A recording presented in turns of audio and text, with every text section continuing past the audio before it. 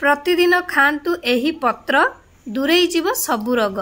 ताले चलतु आउ लेट करबा कहीं एबे जानिबा आमे केउ पत्र खाइबा आउ केउ रोग सबु दूरेई दबा। ताले चलतु आरंभ करबा। Hi friends, good afternoon. आपन समस्त मो तरफ नमस्कार। आशा करछि आपन माने समस्त भलरे थिबे, मु भी भलरे अछि। चलतु वीडियो आरंभ करबा। किंतु वीडियो आरंभ करबा पूर्वरु आपन मानक भितरु केही जदि आज मो चैनल रे नुआ थांती ताहले प्लीज प्रथम चैनल टी को सब्सक्राइब कर दियंतु, पाखरे थिबा बेल आइकन को क्लिक करंतु, जहा फल मो नुआ नुआ वीडियो रो नोटिफिकेशन आपन मानक पाखरे खूब शीघ्र पहुंची जिवो आ आपन माने मते टिके सपोर्ट करि परिबा आगु को जीवा पई। ताले चलंतु वीडियो आरंभ करबा। किंतु हां, जो माने एते पर्यंत मते सपोर्ट करी आछंती सेमानकु तो प्रथमे मोर बहुत बहुत धन्यवाद। पारंपरिक जुगरु आधुनिक जाए औषध क्षेत्र रे व्यवहार करा जाउथुबा उद्भिद मानक मध्यरे तुलसी गछ एक अनन्य स्थान ग्रहण करिछि। हर्बाल औषधर विस्तृत क्षेत्र रे तुलसी खूब परिचित एवं एहाकू पवित्र मध्य कहा जाए। आयुर्वेद परी पारंपरिक औषध प्रणाली रे एहार समृद्ध इतिहास सहित तुलसी गछ केवल भारतीय संस्कृति रे नुहे बरं विश्व स्तरीय सुस्थता क्षेत्र रे मध्य एक स्वतंत्र स्थान अर्जन करिछि। एहार उल्लेखनीय स्वास्थ्य उपकारिता पई प्रसिद्ध तुलसी पत्र गुड़िक अनेक चिकित्सा गुण प्रदान करे, जहा सामग्रिक सुस्थता एवं जीवन शैली विकास रे सहायक हुए। आसंतु ताले जानिबा तुलसी पत्रर लाभ विषय रे। तुलसी पत्रर अन्य नाम प्रसिद्ध लाभ हेउछि प्रतिरक्षा प्रणाली क्षमता बढ़ाए, एंटीऑक्सीडेंट एवं अत्यावश्यक तेल रे पैक होइथिबा ई तुलसी शरीरर प्राकृतिक प्रतिरक्षा कौशल को मजबूत करिबारे सहाय्य करिथाए, जहा द्वारा संक्रमण एवं रोग विरुद्ध रे स्थिरता बढ़िथाए।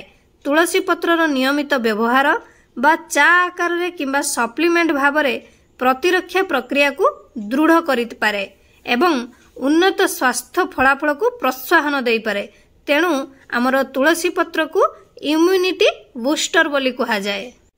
एहार कार्मिनेटिव एवं हजम गुण पई जनाशुना तुलसी पत्र पेट को शांत करिथाए, हजम रे कठिनता दूर करिथाए एवं सुस्थ हजम को प्रोत्साहित करिथाए।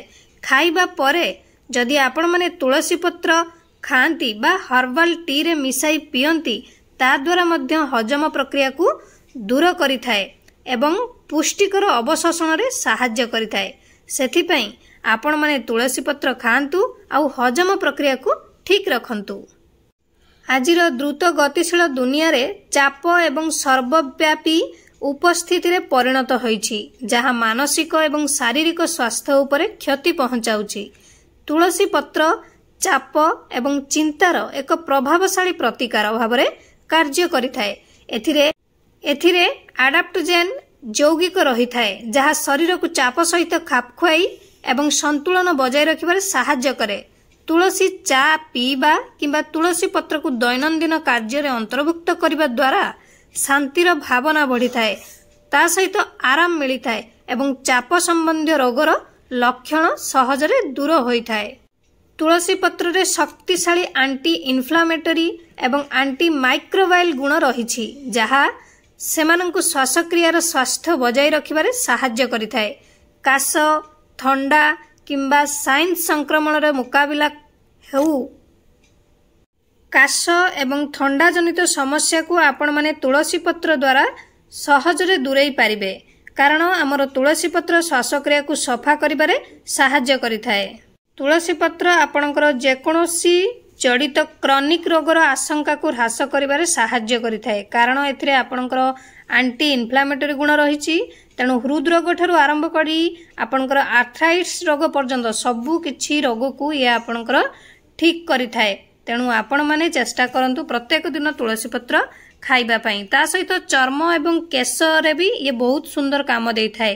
तुलसी पत्र रो उपकार बाह्य स्वास्थ्य को मध्य आभ्यंतरीण स्वास्थ्य ठारू विस्तार करिथाए, कारण तुलसी पत्र रे एंटी माइक्रोबाइल एवं एंटी फंगल एवं एंटी ऑक्सीडेंट गुण धारण करिथाए, जहा द्वारा एहाकु चर्म एवं केश जत्न व्यवस्था रे जोटा कि सहयोग करिथाए हमकु तुलसी पत्र। आशा करछि आपण मानकु वीडियोटी भल लागिथिबो। मु ताले रहूची, पुणे देखाबो नेक्स्ट वीडियो रे। किंतु आपण माने please like comment share subscribe करिया पे भूलिबेनी। मते ताले विदाई दियंतु। नमस्कार।